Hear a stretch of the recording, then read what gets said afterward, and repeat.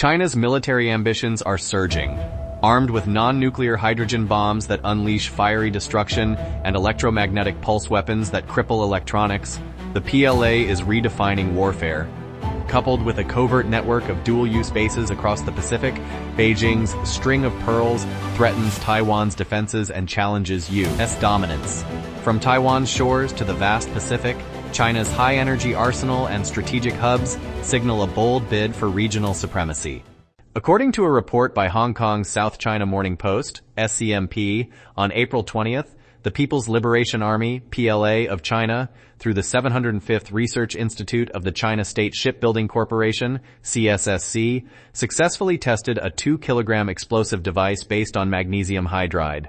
This device, upon activation, can generate a fireball exceeding 1,000 degrees Celsius, lasting over 2 seconds, 15 times longer than the fireball produced by an equivalent TNT explosion.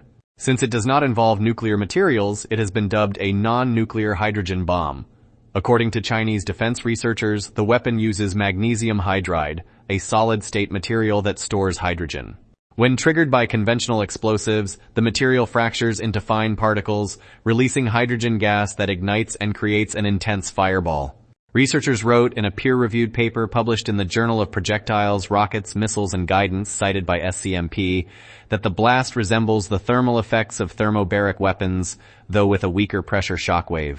The blast relies on a cascading chain reaction. Detonation fractures the material, releasing hydrogen that ignites rapidly.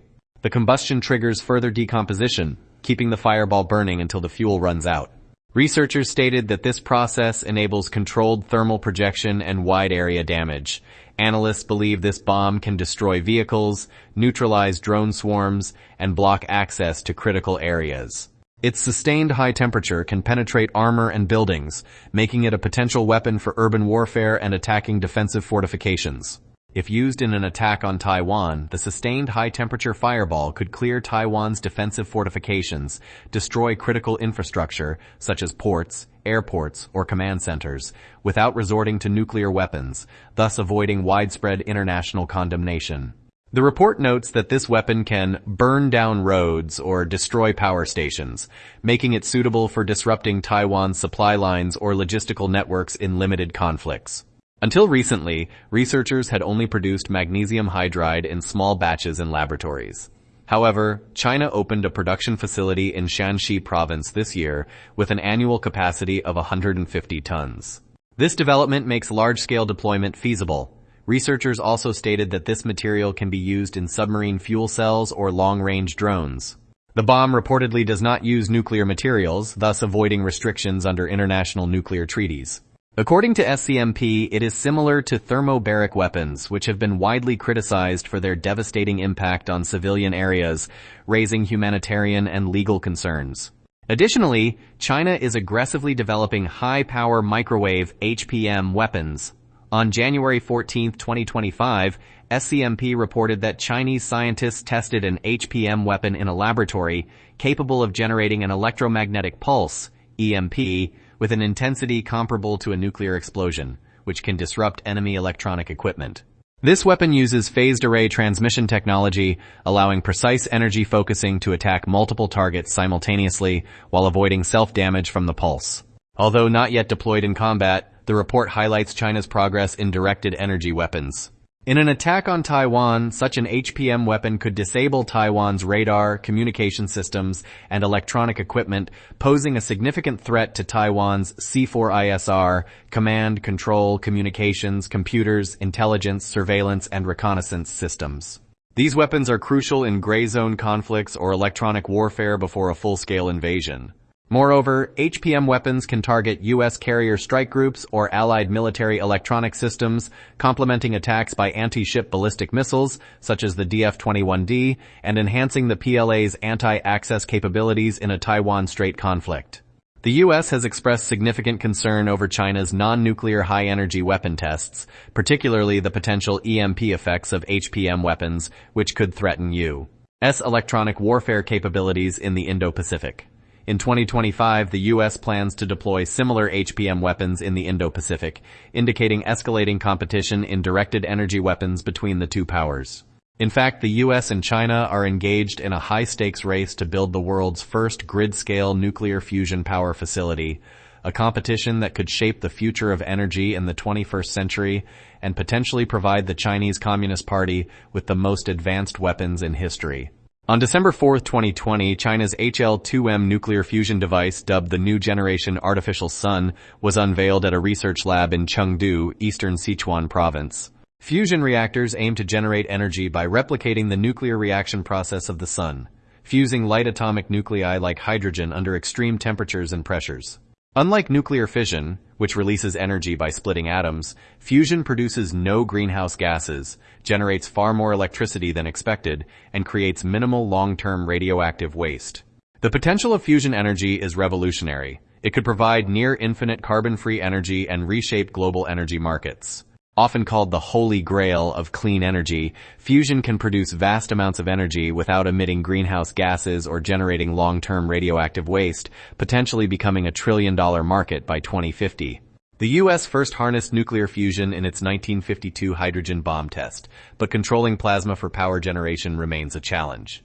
While U.S. private investment in fusion startups has surged to over $8 billion, backed by companies like Amazon, Google, and Meta, China currently leads in public funding and reactor construction. According to the U.S. Department of Energy's Office of Fusion Energy Sciences, Beijing invests approximately $1.5 billion annually in fusion, more than any other nation and nearly double the U.S. federal government's expenditure. China leads in fusion-related patents, produces 10 times more fusion science PhD graduates than other countries, and is actively securing key materials like superconducting magnets, specialty metals, and semiconductors. China's aggressive efforts include rapid reactor construction and experimental designs that might not be feasible under U.S. regulations.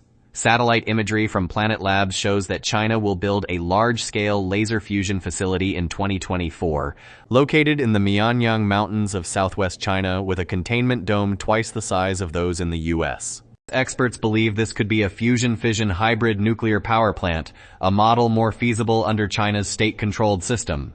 The first nation to achieve commercial-scale nuclear fusion will control a key pillar of the global economy. U.S. senators and fusion experts have called for $10 billion in federal investment to maintain a lead, but funding remains uncertain under the Trump administration's second term due to government downsizing. If China wins the fusion race, it could dominate future energy markets as it has in solar panels, electric vehicle batteries, and rare earth minerals. Beyond economic implications, fusion energy development poses significant geopolitical and national security risks. Breakthroughs in fusion technology could power future military infrastructure, including naval ships, space-based systems, and directed energy weapons. The ability to produce infinite energy on-site would revolutionize military logistics, enabling bases, aircraft carriers, and even space stations to become self-sufficient, independent of vulnerable supply chains. Beijing could integrate fusion technology into key military advancements already made by the PLA, including pure fusion weapons, enhanced thermonuclear warheads, directed energy weapons, advanced naval propulsion systems, space-based systems, neutron bombs, electromagnetic pulse, EMP weapons, hypersonic technology, and underwater warfare capabilities. Fourth-generation nuclear weapons, including pure fusion weapons, represent a major shift in nuclear technology. Unlike traditional nuclear weapons that rely on fission or fission-triggered thermonuclear reactions, these advanced weapons use alternative nuclear processes not constrained by existing arms control treaties, such as the Comprehensive Test Ban Treaty, CTBT. Unlike traditional thermonuclear bombs that rely on atomic explosions to trigger fusion, these weapons do not require a fission trigger. Instead, they can achieve controlled fusion through high-powered lasers or magnetic confinement, reducing radioactive fallout. This makes pure fusion weapons militarily viable and politically acceptable, as they can produce intense neutron radiation with minimal explosive effects, enabling precise tactical strikes with limited collateral damage. Meanwhile, China is striving to dominate the nuclear fusion materials supply chain, controlling key components for reactors, superconductors, and advanced energy weapons, which could pose a serious defense risk to the U.S. If the Chinese government masters fusion technology first, it could leverage its energy advantage to reshape global politics while enhancing the PLA's combat capabilities, challenging U.S. military dominance. Additionally, according to a Newsweek report on April 14th, A joint study by Taiwan's Institute for National Defense and Security Research, along with research institutions from New Zealand and the Czech Republic, revealed that over the past 2 decades, China has built at least 50 so-called dual-use infrastructure projects in Pacific Island nations through its Belt and Road Initiative. These projects, including ports, airports, and communication facilities, are ostensibly civilian but have military applications. These facilities span from Papua New Guinea to Samoa, covering a vast area of approximately 3,000 square miles, forming a network of strategic nodes that experts call a string of pearls. Most of these projects were constructed by Chinese state-owned enterprises with military backgrounds. At least 12 of the airports are already capable of accommodating China's largest military transport aircraft, the Y-20. The report warns that China is gradually establishing a strategic network that could threaten the U.S. and its allies. For example, Vanuatu, a key U.S. naval base during the Pacific War, has become a significant site for China's secret infrastructure. China's Shanghai Construction Group extended a wharf at Luganville Port by nearly 1,200 feet, enabling it to accommodate large cargo ships and Chinese naval vessels. Last October, 2 Chinese naval ships arrived at Port Vila, the capital of Vanuatu, the first deployment of China's Type 055 and Type 052D missile destroyers to the South Pacific. The report also highlights that China's infrastructure development is not limited to Pacific Island nations, but extends to South America, such as a major port investment in Peru. This trans-Pacific layout could disrupt U.S. operations during wartime and challenge the military actions of U.S. allies like Japan, South Korea, the Philippines, Australia, and New Zealand.